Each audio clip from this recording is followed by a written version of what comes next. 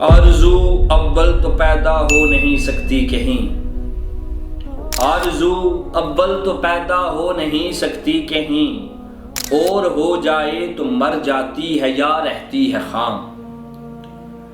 میرے بھائیوں، ایسی آرزوئیں جن کو ہم بھول بیٹھے، ایسی آرزوئیں جن کو ہم اس مفاد پرست معاشرے میں بھلا بیٹھے، ایسی آرزوئیں جو ہماری زندگی سے اوجھل ہو چکی ہیں، کیونکہ یہ زندگی نفسا نفسی کا شکار ہے۔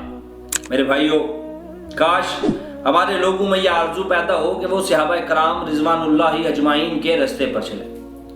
کاش نوجوان یہ آرزو کریں کہ اے اللہ، ہمیں جناب زید یا مصعب بن عمیر کے رستے پر چلا، اس پر چلنے کی توفیق عطا فرما۔ یہ دو نام میں نے اس لیے لیے ہیں کیونکہ یہ دو لوگ ان لوگوں میں سے تھے جو سرکار دو عالم صلی اللہ علیہ وآلہ وسلم سے قرآن سیکھتے تھے اور اسے آگے سکھایا کرتے تھے۔ اس وقت پورے عالم اسلام کے جو حالات ہیں، ان سے یہی معلوم ہوتا ہے کہ ذلت اور رسوائی کے یہ سائے ابھی اور گہرے ہوتے جائیں گے۔ اللہ کے عذاب کے کوڑے جو ہماری پیٹھ پر برسے ہیں، وہ ہمیں خواب غفلت سے بیدار نہیں کر سکے۔ کچھ عربوں کو یہودیوں کے ہاتھوں شکست ہوئی اور مسجد اقصیٰ ہمارے ہاتھ سے نکلی۔ اس کا تو آج ہمارے بہت سے لوگوں کے ذہن میں خیال بھی نہیں رہا۔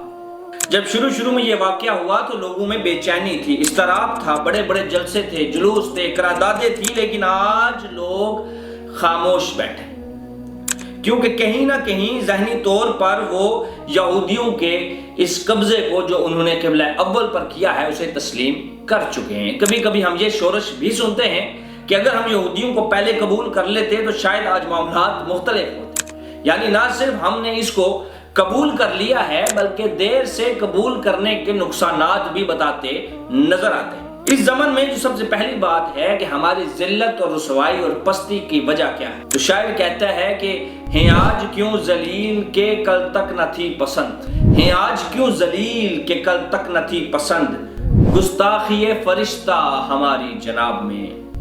اگر کوئی شخص اس کا جواب بنائے گا تو وہ یہ سمجھے گا کہ یہ ہمارا امتحان نہیں ہے، یہ ہماری سزا ہے، یہ ہمارے اوپر عذاب ہے، یہ جو ہماری پستی ہے نا، یہ ہمارے اوپر ایک عذاب ہے، یہ سزا ہے ہماری، کہ ہم نے اللہ کے فرمان کو پسے پشت ڈالا ہے، کہ ہم نے اللہ کے فرمان کو بہت سستے داموں بیچا ہے، کہ ہم نے اللہ کی رسول کی بات کو بے وزن بے مول سمجھا ہے، کہ ہم نے اس دنیا کی سب سے بڑی صنعت یعنی کلام اللہ اور کلام الرسول کو چھوڑ دیا ہے۔ یہ ہمیں سزا مل رہی ہے قرآن سے بغاوت کرنے کی۔